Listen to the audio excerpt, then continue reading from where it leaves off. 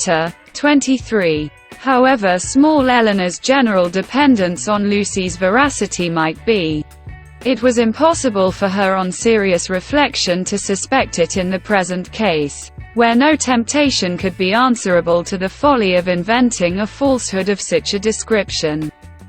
What Lucy had asserted to be true, therefore, Eleanor could not, dared not longer doubt, supported as it was too on every side by such probabilities and proofs, and contradicted by nothing but her own wishes. Their opportunity of acquaintance in the house of Mr. Pratt was a foundation for the rest, at once indisputable and alarming.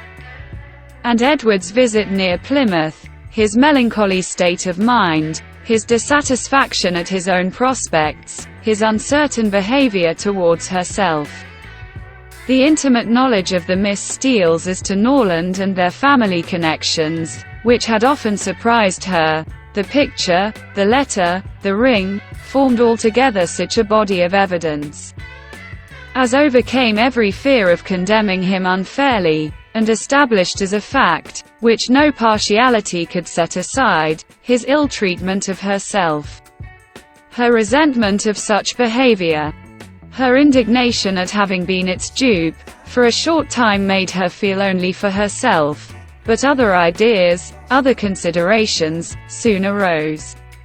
Had Edward been intentionally deceiving her? Had he feigned a regard for her which he did not feel? Was his engagement to Lucy an engagement of the heart? No. Whatever it might once have been, she could not believe it such at present. His affection was all her own. She could not be deceived in that. Her mother, sisters, Fanny, all had been conscious of his regard for her at Norland. It was not an illusion of her own vanity. He certainly loved her. What a softener of the heart was this persuasion! How much could it not tempt her to forgive? He had been blamable, highly blamable, in remaining at Norland after he first felt her influence over him to be more than it ought to be. In that, he could not be defended. But if he had injured her, how much more had he injured himself? If her case were pitiable, his was hopeless. His imprudence had made her miserable for a while, but it seemed to have deprived himself of all chance of ever being otherwise.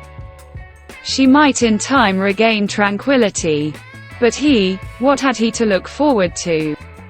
Could he ever be tolerably happy with Lucy Steele? Could he, were his affection for herself out of the question? With his integrity, his delicacy, and well-informed mind, be satisfied with a wife like her, illiterate, artful, and selfish? The youthful infatuation of 19 would naturally blind him to everything but her beauty and good nature. But the 4 succeeding years, which if rationally spent, give such improvement to the understanding, must have opened his eyes to her defects of education, while the same period of time, spent on her side in inferior society and more frivolous pursuits, had perhaps robbed her of that simplicity which might once have given an interesting character to her beauty. If in the supposition of his seeking to marry herself, his difficulties from his mother had seemed great, how much greater were they now likely to be, when the object of his engagement was undoubtedly inferior in connections, and probably inferior in fortune to herself. These difficulties, indeed, with a heart so alienated from Lucy, might not press very hard upon his patience. But melancholy was the state of the person by whom the expectation of family opposition and unkindness could be felt as a relief.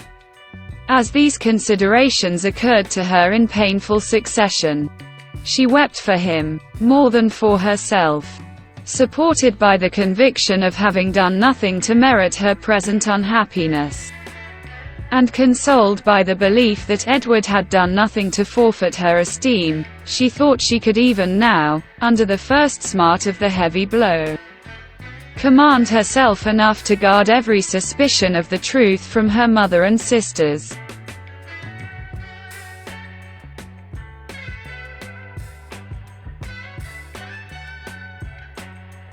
and so well was she able to answer her own expectations, that when she joined him at dinner only 2 hours after she had first suffered the extinction of all her dearest hopes, no one would have supposed from the appearance of the sisters that Eleanor was mourning in secret over obstacles which must divide her forever from the object of her love, and that Marianne was internally dwelling on the perfections of a man of whose whole heart she felt thoroughly possessed, and whom she expected to see in every carriage which drove near their house. The necessity of concealing from her mother and Marianne what had been entrusted in confidence to herself, though it obliged her to unceasing exertion, was no aggravation of Eleanor's distress.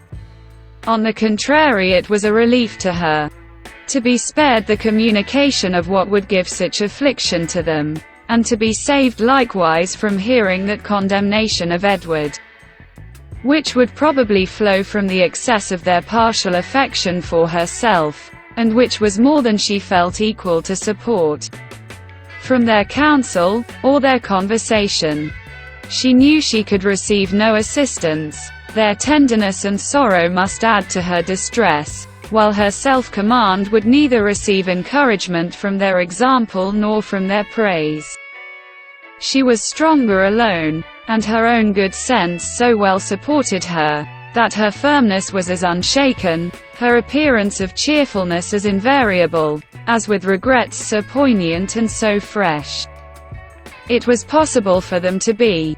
Much as she had suffered from her first conversation with Lucy on the subject, she soon felt an earnest wish of renewing it, and this for more reasons than one. She wanted to hear many particulars of their engagement repeated again. She wanted more clearly to understand what Lucy really felt for Edward, whether there were any sincerity in her declaration of tender regard for him, and she particularly wanted to convince Lucy, by her readiness to enter on the matter again, and her calmness in conversing on it, that she was no otherwise interested in it than as a friend, which she very much feared her involuntary agitation, in their morning discourse, must have left at least doubtful. That Lucy was disposed to be jealous of her appeared very probable. It was plain that Edward had always spoken highly in her praise, not merely from Lucy's assertion, but from her venturing to trust her on so short a personal acquaintance, with a secret so confessedly and evidently important. And even Sir John's joking intelligence must have had some weight. But indeed, while Eleanor remained so well assured within herself of being really beloved by Edward, it required no other consideration of probabilities to make it natural that Lucy should be jealous.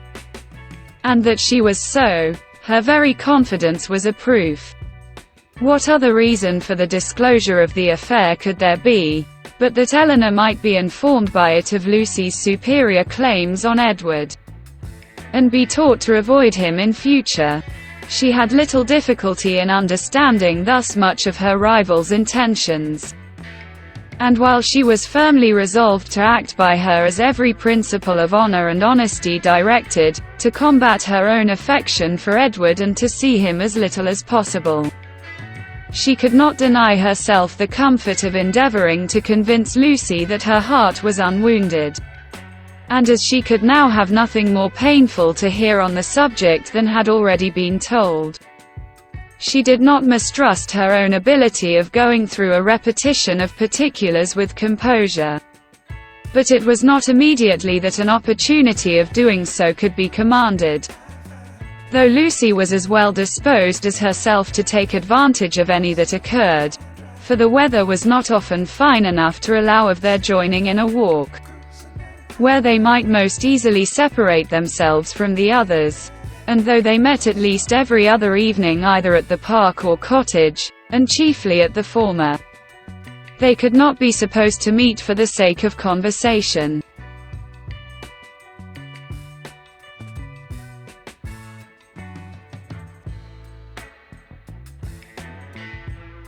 Such a thought would never enter either Sir John or Lady Middleton's head, and therefore very little leisure was ever given for a general chat. and none at all for particular discourse. They met for the sake of eating, drinking, and laughing together, playing at cards, or consequences, or any other game that was sufficiently noisy. One or two meetings of this kind had taken place, without affording Eleanor any chance of engaging Lucy in private. When Sir John called at the cottage one morning, to beg, in the name of charity, that they would all dine with Lady Middleton that day, as he was obliged to attend the club at Exeter, and she would otherwise be quite alone, except her mother and the two Miss Steeles, Eleanor, who foresaw a fairer opening for the point she had in view, in such a party as this was likely to be, more at liberty among themselves under the tranquil and well-bred direction of Lady Middleton than when her husband united them together in one noisy purpose, immediately accepted the invitation. Margaret, with her mother's permission, was equally compliant, and Marianne, though always unwilling to join any of their parties, was persuaded by her mother, who could not bear to have her seclude herself from any chance of amusement, to go likewise. The young ladies went, and Lady Middleton was happily preserved from the frightful solitude which had threatened her. The insipidity of the meeting was exactly such as Eleanor had expected. It produced not one novelty of thought or expression, and nothing could be less interesting than the whole of their discourse both in the dining parlour and drawing-room. To the latter, the children accompanied them, and while they remained there, she was too well convinced of the impossibility of engaging Lucy's attention to attempt it. They quitted it only with the removal of the tea-things. The card table was then placed, and Eleanor began to wonder at herself for having ever entertained a hope of finding time for conversation at the park. They all rose up in preparation for a round game. "I am glad," said Lady Middleton to Lucy, "you are not going to finish poor little Anna Maria's basket this evening, for I am sure it must hurt your eyes to work filigree by candlelight. And we will make the dear little love some amends for her disappointment tomorrow, and then I hope she will not much mind it." This hint was enough. Lucy recollected herself instantly and replied, "Indeed you are very much mistaken, Lady Middleton. I am only waiting to know whether you can make your party without me, or I should have been at my filigree already. I would not disappoint the little angel for all the world. And if you want me at the card table now, I am resolved to finish the basket after supper." "You are very good. I hope it won't hurt your eyes. Will you ring the bell for some working candles?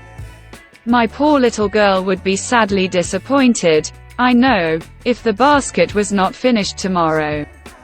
For though I told her it certainly would not, I am sure she depends upon having it done." Lucy directly drew her work table near her and reseated herself with an alacrity and cheerfulness which seemed to infer that she could taste no greater delight than in making a filigree basket for a spoilt child. Lady Middleton proposed a rubber of casino to the others. No one made any objection but Marianne, who with her usual inattention to the forms of general civility, exclaimed, "Your ladyship will have the goodness to excuse me. You know I detest cards. I shall go to the pianoforte. I have not touched it since it was tuned." And without farther ceremony, she turned away and walked to the instrument.